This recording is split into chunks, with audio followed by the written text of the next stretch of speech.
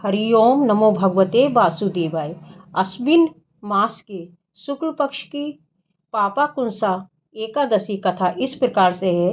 युधिष्ठिर ने पूछा, हे मधुसूदन, आप कृपा करके ये बताइए कि अश्विन के शुक्ल पक्ष में किस नाम की एकादशी होती है।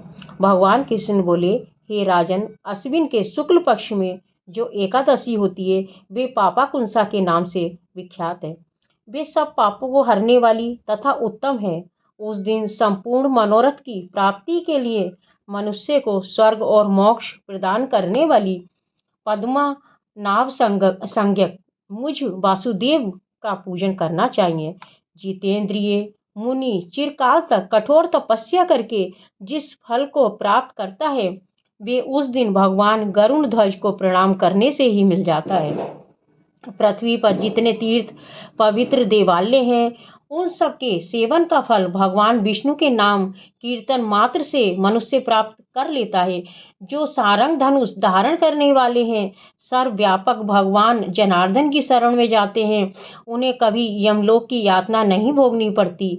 यदि अन्य कार्य के प्रसंग से भी मनुष्य एकमात्र एकादशी को उपवास कर ले तो उसे कभी यम यातना नहीं प्राप्त होती।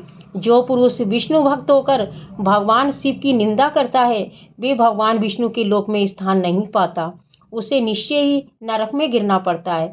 इसी प्रकार यदि कोई सेव या पाशुपत होकर भगवान विष्णु की निंदा करता है तो वे घोर रौरव नरक में डालकर तब तक पकाया जाता है जब तक कि 14 इंद्रों की आयु पूरी नहीं हो जाती।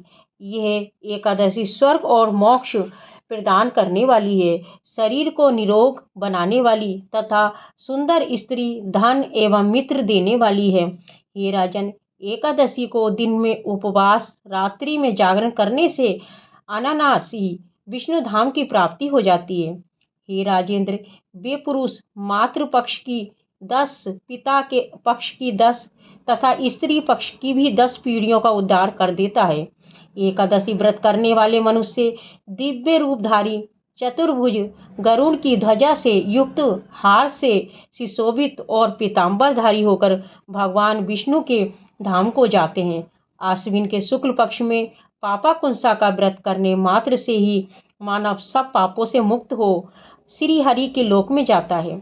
जो पुरुष सुवर्ण, तिल, भूमि, गौ, अन्न, जल, जूते, छाते का दान करता है वे कभी यमराज को नहीं देखता।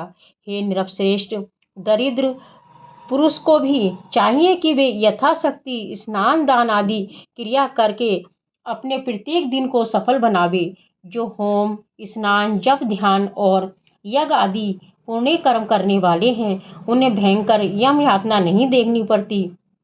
लोक में जो मानव दीर्घायु, धनाढ्य और कुलीन और निरोग देखे जाते हैं वे पहले के पुण्यात्मा हैं। पुण्यकर्ता पुरुष ऐसे ही देखे जाते हैं। इस विषय में अधिक कहने से क्या लाभ। मनुष्य पाप से दुर्गति में पड़ते हैं, धर्म से स्वर्ग में जाते हैं। हे राजन, तुमने मुझसे जो पूछा था उसके अनुसार पापाकुंसा का महात्म्य मैंने वर्णन किया है। अब और क्या सुनना चाहते हो।